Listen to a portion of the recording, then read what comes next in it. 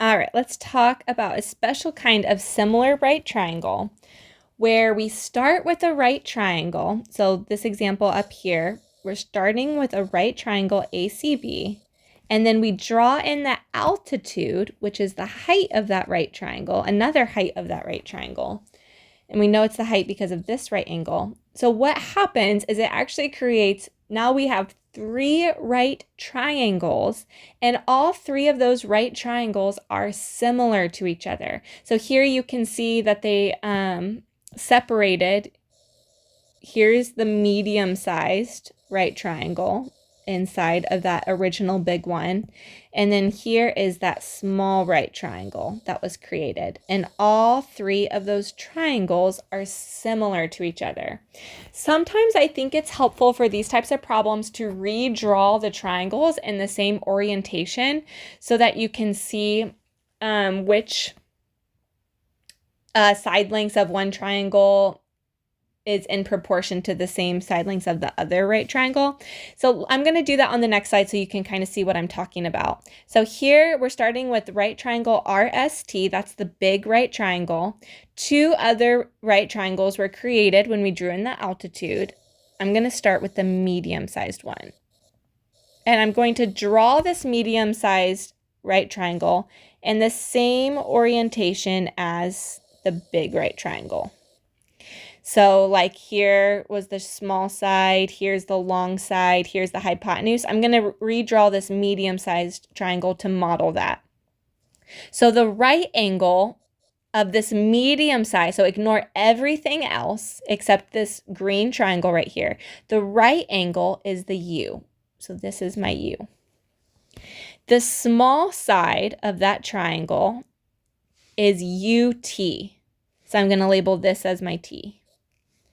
And then that leaves this to be my R. So all I'm doing is I'm redrawing this medium-sized triangle, but I'm orienting it, if that's a word, in the same direction as this big right triangle is. So it kind of looks the same. Then I'm going to do the same thing with the small right triangle. So I'm going to do that one similarly, where my right angle is down here in the right corner. So now I'm looking at this small right triangle right here, where here's my right angle, that's U again. My small side is US, so that means my S goes there and my T goes there.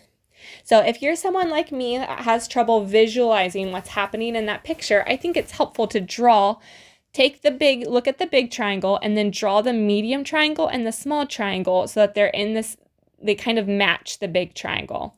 Because now that they all match, I can write these triangles. I know what parts go with what parts. I'm going to call the big triangle RST. We'll just leave it in alphabetical order. So I can say triangle RST is similar to RTU. I'm going in the same order. RST is the same order as RTU, which is similar to triangle TSU. But now I know, because I redrew the picture, which angles go with which angles, which sides go with which sides. So now I know in the big and the medium triangle, angle R is the same. And in the small triangle, that angle measure is angle T. So like if this was 30 degrees, for example, this would be 30 degrees and this would be 30 degrees. Those three angles go together. Let's do another example. This one's a little bit trickier to see which one's the small side, but here's our small side, or a short side. I guess I should say short, not small. But this is our big triangle. Now I'm going to draw the medium-sized triangle. So here's the medium-sized triangle. But I'm going to draw it so that my right angle is over here. So medium. So in the medium-sized triangle, the right angle is at T. T is the vertex of the medium-sized triangle. The short side is TS. And so the R is going to go there. Now I'm going to do the small right triangle. So I'm going to keep that right angle in the same position that it was for the other two triangles. So in the small right triangle, that right angle is T again. There's the right angle, it's T. The small short side, I'll call it short side, that's better, is TQ. And then the other point is S. So then when I'm going to write my similarity statement, if I call the big triangle QRS, so I'm starting up here at Q and then going clockwise, then my next triangle, the medium-sized triangle, I'm going to start up here and it would be SRT. And then for my small triangle, I'm going to start up here at Q and it'd be QST. That would be my similarity statement. So again, I think it's helpful to redraw the triangles, but if you can see it without redrawing it, you can do that. But if you're getting them wrong, I highly recommend redrawing the triangles. I'm even going to redraw the triangles when we start solving for x. Just for this first example, just so you can kind of see what I'm talking about here. So we see the big triangle. I'm actually just going to go ahead and redraw all three. So big triangle is EGF. And I know this side length is 3, this side length is 4, this side length is 5. Now I'm going to draw the medium-sized one, this one right here. And I'm going to draw it so that the right angle is over here in the lower left corner, just like it was for the big one. So in that medium-sized triangle, the right angle is H. The short side is HG, so this is going to be labeled as G. And then this other point would be F. And then in my small right triangle, again, I'm going to draw it so that the right angle is in the same position, that lower left corner. And my right angle is at H again. That's an H. My short side is HE. And then this would be a G then. And so if I was going to write the similarity statement, if I'm calling this big triangle EFG, then my next triangle would be GFH. And my next triangle would be EGH. Now, why it's helpful to redraw them is now my goal is to find X. All right, so let me label these other triangles. So in the medium-sized triangle, the short side is called X. The hypotenuse is called 4. Right, you can see that that's across from the right angle. In the small triangle, we know the long side, or our hypotenuse is 3, and our long side is X. So if I'm trying to find X, there are multiple ways we can set up a proportion here. We're going back to a previous lesson where we had to learn how to set up proportions. So we just have to put like things together. So I'm just going to use, you have to pick 2 triangles to use. I'm just going to use these 2. I'm going to ignore the small one. All right. So I'm going to put X over 4, this short side over the hypotenuse.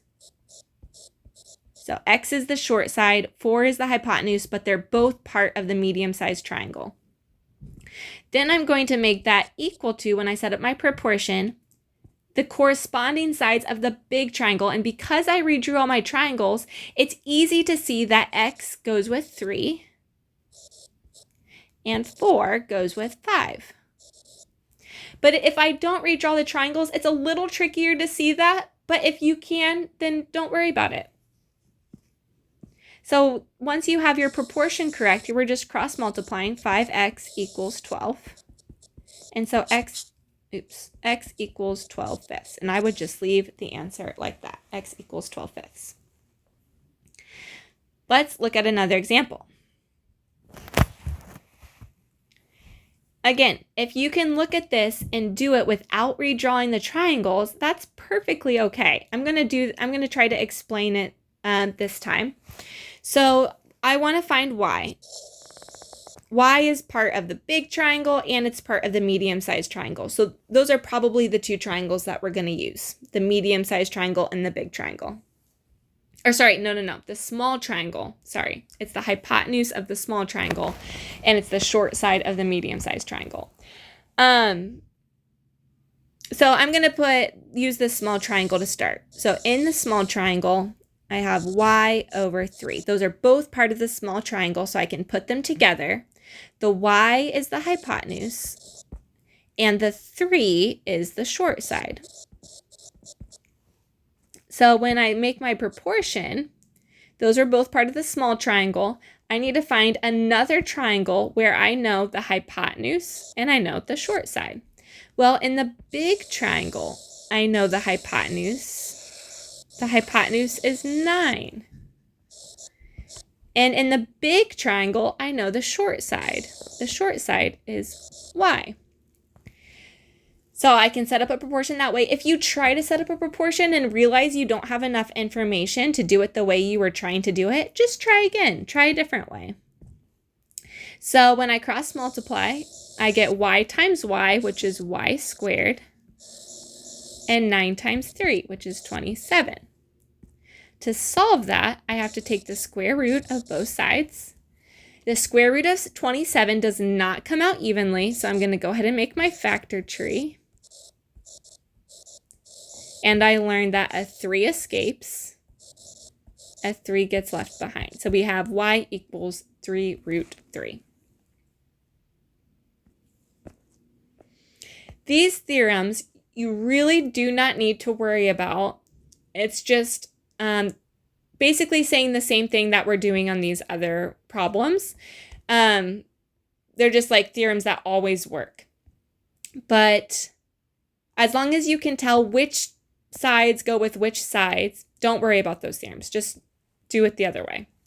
So again, you don't have to redraw the triangles, but if it's helpful for you to redraw the triangles, then do it. I'm going to do another one where I'm not going to redraw the triangle. So I'm looking for x. In the small triangle, x is the short side, and 3 is the long side.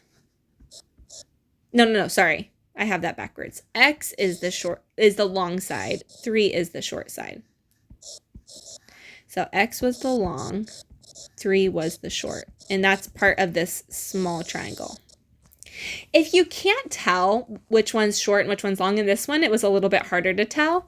Here's how you can do it. In the medium-sized triangle, x is clearly the short side. So if x is the short side of the medium-sized triangle, it was not the short side of the small triangle. Those will never overlap. So x is the short side of the medium-sized triangle, and the long side is 6. So I can set up my proportion like this. X times x equals 6 times 3. When I take the square root of 18, that does not come out evenly, so I have to make my factor tree, and x equals 3 root 2. I think there's just one more example. All right, so y. Y is a part of the small triangle. It's also a part of the big triangle, so we're not going to be using the medium triangle on this one. So let's look at the small triangle first. In the small triangle, y is the hypotenuse. And in the small triangle, 2 is the short side. So when I set it up for the other ratio, I'm looking at the big triangle. The hypotenuse of the big triangle is 2 and 5 together, which is 7. And the short side of the big triangle is y. So these were part of the big triangle. These were part of the small triangle. I'm going to solve this by cross multiplying.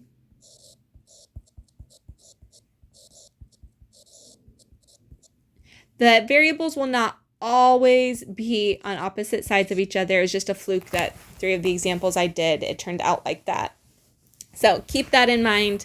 And also keep in mind, if this is confusing to you, when I'm using all these words like short side, long side, small triangle, big triangle, redraw all the triangles. So there's the big triangle, the medium-sized triangle, the short side of the medium-sized triangle we didn't know, the long side of this is the short side, the medium side, or the long side was 5, and we didn't know the hypotenuse. So this triangle was not going to be helpful to us because we only knew one side length. And then when we're doing the small triangle, if I'm going to redraw the small triangle so that the right angle is in this corner. In the small triangle, the short side is 2. The hypotenuse is y, and we didn't know the long side. That was right here. And so we can see that the y and the 2 go together, just like the 7 and the y go together. Hopefully that helps a little bit.